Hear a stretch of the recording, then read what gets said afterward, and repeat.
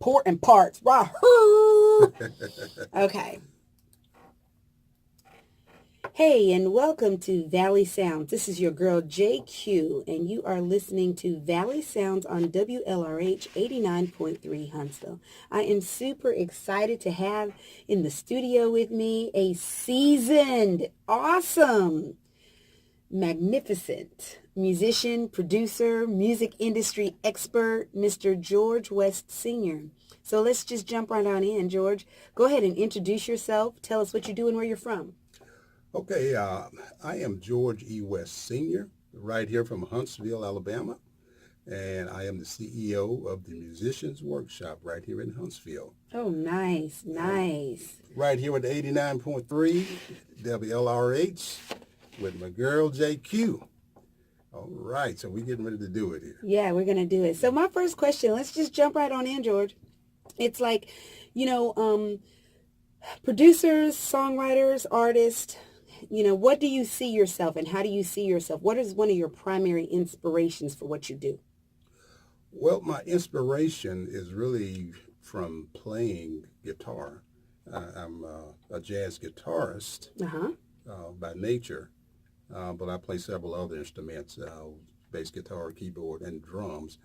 But my interest has always been in recording. Okay. And, I started out early back in the 70s with Jerry Weaver. He was Aretha Franklin's guitar player back in the day when she did Chain of Blues and Respect and all that.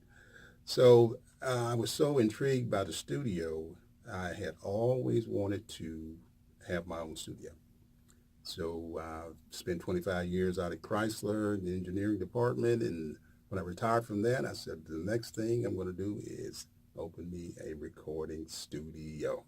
Nice. And so you did that. I did that. Man, I've been over there and it is a nice spot. What flips your switch when you begin to work on a new project? Like what gets you going when you're really working, when you get ready to accept or do a new project?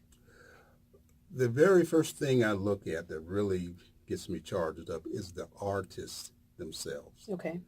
If I have a motivated artist that has it all put together upstairs and really organized, I know this is going to be a good project. So that's the first thing I look at. Some, not saying this negatively, but some artists are not really organized, and you spend months and months trying to get the right sound, get the right progression, get the right musicians in there. But an organized artist is what really motivates me first. And so when you start working on a musical project, what is distinctive about how you produce the product? What makes it a George West? How will we know when we listen to that production that it's yours? Okay, the main thing to look for is the mix. You probably hear this a lot, from rap artists or just engineers altogether. How you mix that music, how you spread the instruments around in the sphere, as we call it, how you separate the instruments so that everything is clear, you can hear it. The plugins that you use, you can tell pretty much who the engineer was.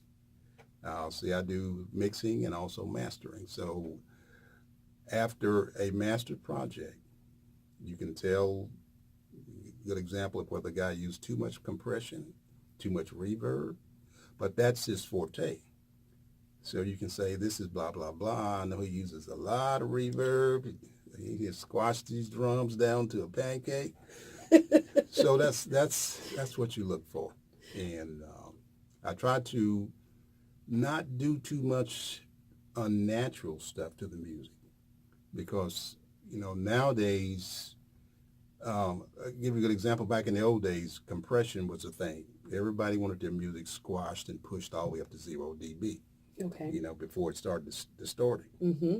But you lose dynamics in your music when you squash it all up close to 0 dB. You don't have the ups and downs from the cymbals or the horns or the voices when they go up and down. Everything is flatlined. And if I could show you a master stereo track, you would see just the old days is a straight line right across both tracks, just flat. But now they've gotten away from that Okay. because the clarity and the quality now comes from the dynamics of your sound. Yeah. So So you've been in the industry quite a while. And how long have you been in Huntsville? I've been in Huntsville since 1981. Okay. And so is there anybody in the industry that you would love to have the opportunity to work with? Yes, a young man by the name of Jay Logan from Earth, Wind, and Fire. He came in to my studio, and we did some tracking for a group. They call themselves the Moore Twins, Okay. and you may be familiar with those Mm-hmm, guys. mm-hmm, They mm-hmm, did a track called Two Occasions by The Deal, mm-hmm. which took off, and it's on the jazz charts pretty good. But I loved his arrangements and how he approached the project. So a very talented guy, working with Earth, Wind, and Fire. So Yes, he's gotta got be some on point. got some stuff upstairs that we can pass on, to some local people. So yeah, I would love to work with Jay.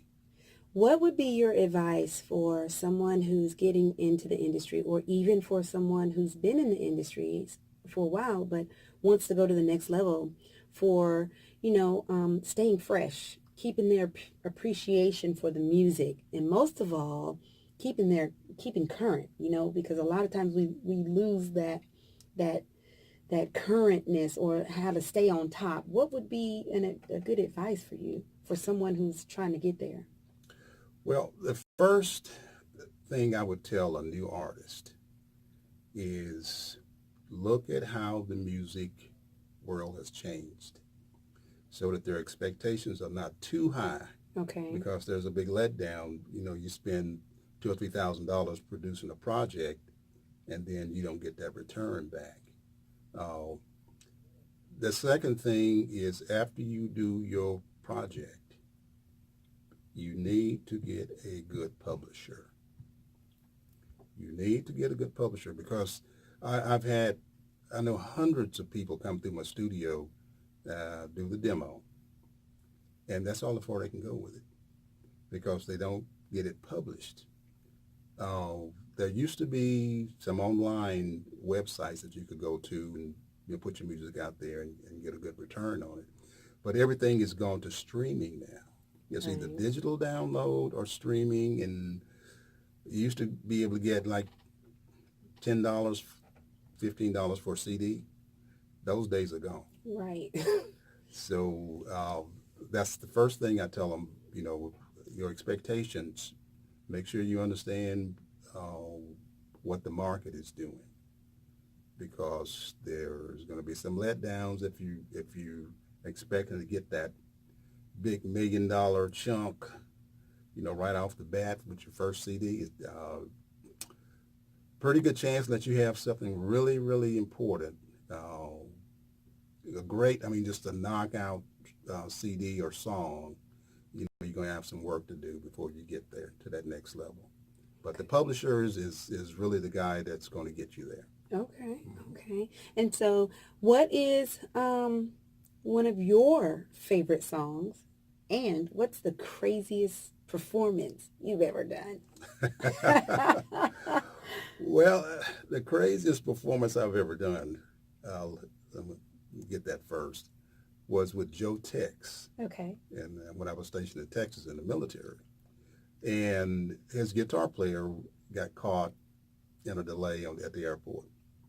So my wife at the time, we were at the concert, sitting out there on the lawn and blah, blah, blah. And Joe Tex got on the mic and said, well, my guitar player's not here, but we're going to try to go ahead and play anyway. And my wife snuck around backstage and told him, said, my husband plays guitar. And so they got on the mic and said, George West, come to the stage. And I'll be quick. So I'm like, how did they know I was here? And she was laughing. So I went up to the stage and they said, well, we heard you play guitar. I said, yeah. So, well, we got a guitar in one of the guys' trunks. If you want to come up and help us with this concert, we'll reimburse you. for your ticket prices. So I said, okay, I'll do it. And he had a song called Skinny Legs and All back in those days. Yeah.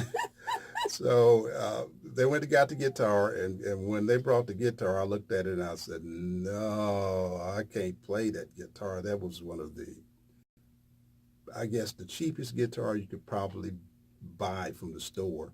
It was like a kid's guitar. Okay. So here I am on national stage with Joe Tex trying to play this music with this little kindergarten guitar, you know.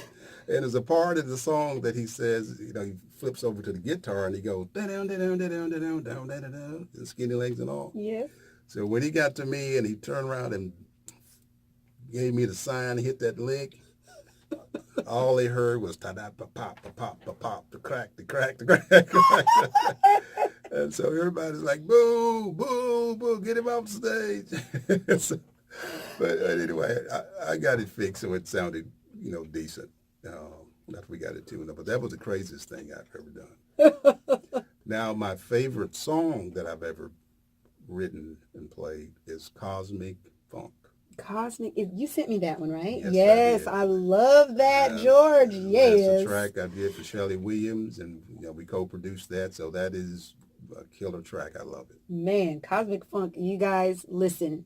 Cosmic Funk is off the chain. Yes, it and is. I cannot wait for you to hear Cosmic Funk. Shelley Williams, I already know what you can do. And I imagine when you and George get together, it's something awesome because Cosmic Funk was whoop, whoop. Yes, it was. Whoop, whoop. Yeah, Right. We rocked that track. George, as we close out, are there any last words of encouragement, industry advice, or anything else that you'd like to leave for our listeners today?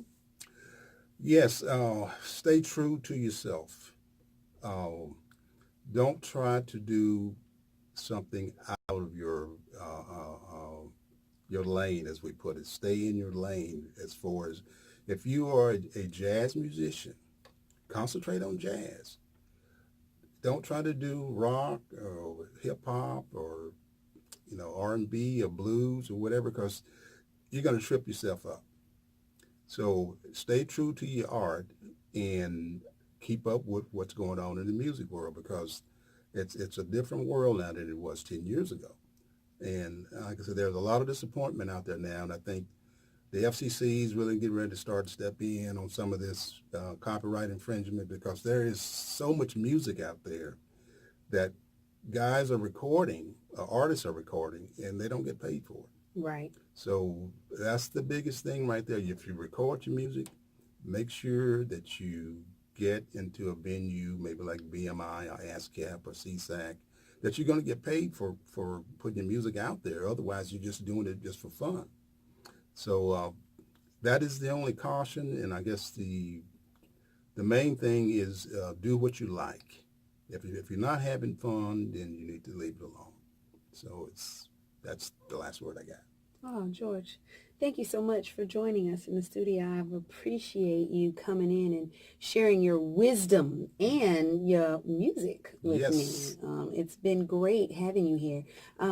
Also, let us know how we can get in touch with you, and if somebody's interested in your mastering and production, Yeah. let us know how we can get linked. Okay, my shop is called the Musicians Workshop. I'm located at 3400 Blue Springs Road, Suite CA6. My telephone number is 256-683-8545. Or email me at gsharp5@live.com, and we will definitely get you back in touch. All right, then.